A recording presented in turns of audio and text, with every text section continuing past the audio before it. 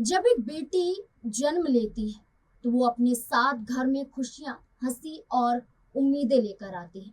माता पिता उसे प्यार से पालते हैं, उसके सपनों को अपने सपनों की तरह संजोते हैं। लेकिन वही बेटी जब शादी के बाद दहेज की मांग और तानों का सामना करती है तो सबसे ज्यादा दर्द उसके मायके वालों को होता है। उससे भी ज्यादा दर्द तब होता है जब वही दहेज की मांग और टॉर्चर के आगे बेटी दम तोड़ दे। नमस्कार, मैं नाज़मीन खान आप सभी का बहुत बहुत स्वागत करती हूँ। ट्विशा शर्मा मामला जिसने देश भर के लोगों का खून खौला दिया है। एक ऐसा ससुराल जो मामूली परिवार नहीं है। ससुर सास से लेकर पति हायर एजुकेटेड है, उच्च घराना है, लेकिन इसी ससुराल पक्ष ने दहेज, प्रताड़ना, मानसिक उत्पीड़न देकर एक हंसती खेलती लड़की की जिंदगी छीन ली, जिसका शव फंदे से लटका हुआ मिला। सीसीटीवी फुटेज से लेकर माँ, बहन, दोस्तों की चैट तक सामने आई। मायके ससुराल पक्ष के एक दूसरे पर आरोप के बावजूद भी गुत्थी सुलझ नहीं पाई। मामले की जांच और जांच में फिर नया मोड़ आया है। अब ट्विशा को लेकर बड़ा खुलासा किया जा रहा है, और वो क्या खुलासा है, चलिए जानते हैं अपने इस रिपोर्ट। डॉक्टर का पर्चा आया सामने। मॉडल और एक्ट्रेस ट्विशा मामले में इलाज से जुड़ा एक एक्सक्लूसिव पर्चा सामने आया। जानकारी के मुताबिक ट्विशा शर्मा का इलाज भोपाल में मनोचिकित्सक यानी दिमाग के डॉक्टर सत्यकांत त्रिवेदी के यहाँ चल रहा था। इस संबंध में ट्विशा की सास गिरिबाला सिंह ने भी दावा किया था कि वे डुअल पर्सनैलिटी जैसी मानसिक समस्या से गुजर रही थी। हालांकि मामले को लेकर डॉक्टर सत्यकांत त्रिवेदी ने मरीज की गोपनीयता का हवाला देते हुए किसी भी तरह की जानकारी साझा करने से इनकार कर दिया है। पोस्टमार्टम में लापरवाही के आरोप। एम्स भोपाल की पोस्टमार्टम रिपोर्ट के मुताबिक एक बड़ी लापरवाही देखने को मिली। लापरवाही नायलॉन के उस बेल्ट को लेकर है जिसे पुलिस ने घटनास्थल से बरामद तो किया था, ये दावा किया गया है, लेकिन इस बेल्ट का इस्तेमाल जो फांसी में किया गया है जैसा कहा जा रहा है, इस बेल्ट को पेश ही नहीं किया गया। हालांकि अधिकारी ने पोस्टमार्टम के दौरान मेडिकल बोर्ड को ये बेल्ट दिखाई ही नहीं, ऐसा कहा गया है। ये बड़ी लापरवाही। इस वजह से डॉक्टर फांसी में इस्तेमाल किए गए सामान और ट्विशा की गर्दन पर मिले निशानों को आपस में नहीं जोड़ सके। डॉक्टर्स ने पोस्टमार्टम के दौरान ट्विशा की गर्दन पर 2 समानांतर निशान देखे थे। पोस्टमार्टम रिपोर्ट में कहा गया कि जांच अधिकारी ने पोस्टमार्टम के समय घटनास्थल से बरामद नायलॉन बेल्ट को मेडिकल बोर्ड के सामने पेश नहीं किया। रिपोर्ट में कहा गया कि फांसी लगाने के कारण ट्विशा की मौत हुई थी। शरीर के कई अन्य हिस्सों पर मौत से पहले की कई चोटें भी मिली थी। ट्विशा के परिवार ने आरोप लगाया है कि पोस्टमार्टम के दौरान नायलॉन बेल्ट को डॉक्टर्स के सामने पेश न करने से मामला कमजोर हो गया और फॉरेंसिक जांच पर सवाल खड़े किए गए। ट्विशा के परिवार ने एम्स दिल्ली में फिर से पोस्टमार्टम कराने और मध्य प्रदेश से बाहर इस मामले की जांच की कड़ी मांग की है। परिवार का कहना है कि ट्विशा के ससुराल का प्रभावशाली कानूनी बैकग्राउंड है और इससे जांच पर असर पड़ सकता है। परिवार ने मामले की सीबीआई जांच की मांग की है। ट्विशा की मां के गंभीर आरोप। मामले में ट्विशा की मां ने गंभीर आरोप लगाए हैं। उन्होंने कहा है कि उन्हें न्याय मिलने की उम्मीद नहीं। उनका दावा है कि ट्विशा नहीं बल्कि उसका पति समर्थ ड्रग्स लेता था और वे मानसिक रूप से प्रताड़ित करता था।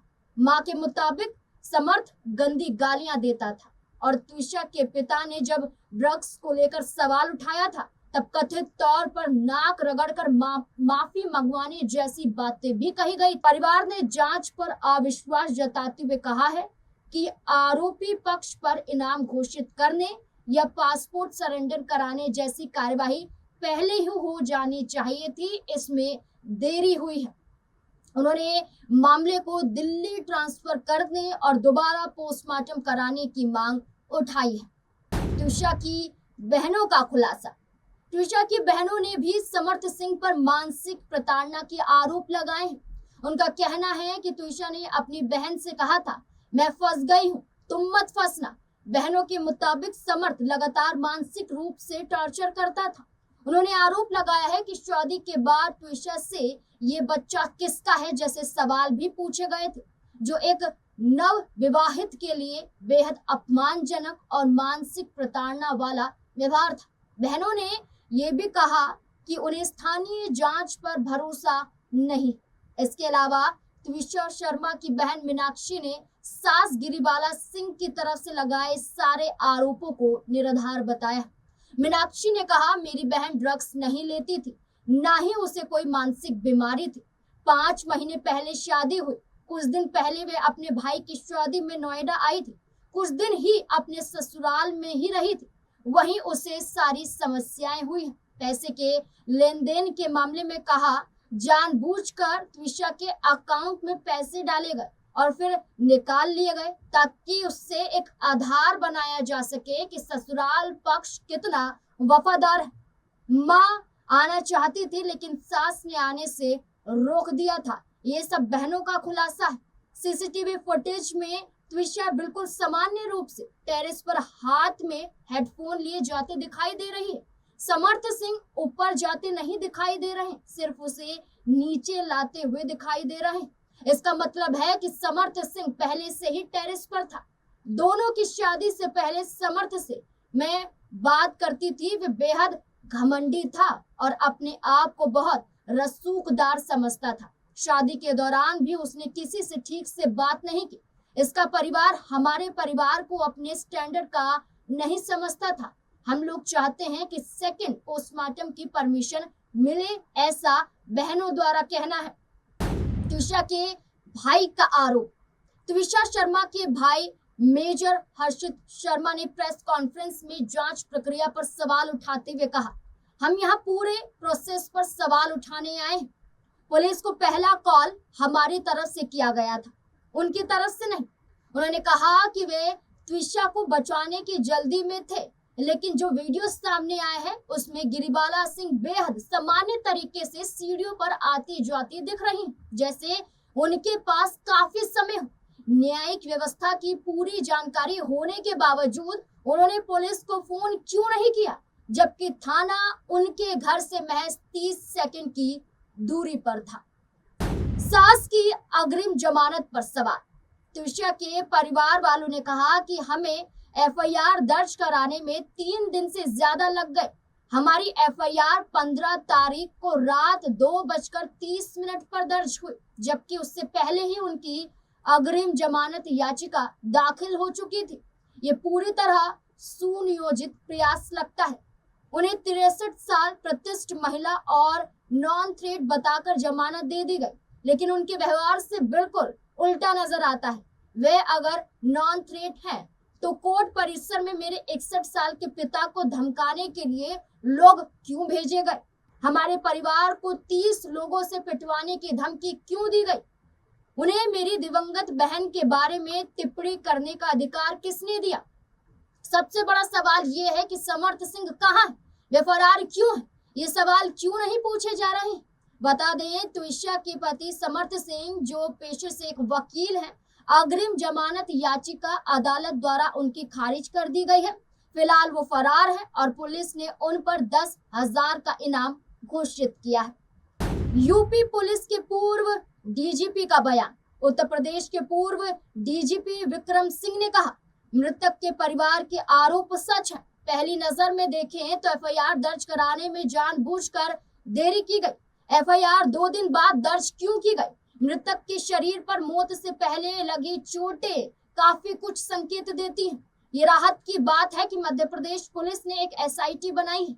हालांकि उनकी विश्वसनीयता पर सवाल उठते हैं, क्योंकि मृतक की सास एक रिटायर्ड जज है और उन्हें तुरंत अग्रिम जमानत मिल गई। क्या हुआ था त्विशा के साथ? त्विशा शर्मा नोएडा की रहने वाली थी और मॉडलिंग कॉर्पोरेट बैकग्राउंड से जुड़ी हुई थी। उनकी मुलाकात भोपाल के वकील समर्थ सिंह से 2024 में एक डेटिंग ऐप के जरिए हुई थी। बाद में दोनों ने दिसंबर 2025 में शादी की। इसे प्रेम विवाह और इंटरकास्ट शादी बताया गया। त्विशा शर्मा केस में बहुत सी बातें अभी जांच और मीडिया रिपोर्ट के आधार पर सामने आई हैं। एफआईआर के मुताबिक शादी के बाद से ही त्विशा और उनके ससुराल पक्ष के बीच तनाव शुरू हो गया था। त्विशा के परिवार का आरोप है कि शादी में दहेज देने के बावजूद उन्हें लगातार ताने दिए जाते थे कि शादी उनके स्टैंडर्ड के हिसाब से नहीं हुई। 12 मई को भोपाल के कटारा हिल स्थित ससुराल में त्विषा मृत मिली। पुलिस के अनुसार वे फंदे से लटकी हुई मिली। परिवार ने इसे सामान्य आत्महत्या मानने से इनकार कर दिया और निष्पक्ष जांच की मांग लगातार कर रहे हैं। वहीं ससुराल पक्ष ने आरोपों से इनकार कर दिया है। उनकी ओर से मानसिक स्वास्थ्य, निजी तनाव और अन्य कारणों का दावा किया गया है। जहां जांच जारी है, जहां जांच में कई खुलासे हुए हैं, वहीं मायके पक्ष की तरफ से बार बार दबाव बनाया जा रहा है कि ये मामला भोपाल तक सीमित न रहे, मध्य प्रदेश तक सीमित न रहे, बल्कि इसकी जांच दिल्ली में हो। पोस्टमार्टम दोबारा कराने की मांग की जा रही है। एक मोर्चरी में वहां बेटी का शव रखा हुआ है, जिसका अभी तक अंतिम संस्कार भी नहीं किया गया है। और अब इस पूरे मामले में देखना होगा कि और क्या नया मोड़ आता है। क्या वाकई ससुराल पक्ष दोषी है या निर्दोष है, क्योंकि जो कानूनी बैकग्राउंड से है वो सारे तथ्यों को जानता है। वो जानता है कि कैसे चीजों को हैंडल करता है। अब देखना होगा कि इस मामले में और क्या कुछ नया मोड़ आता है।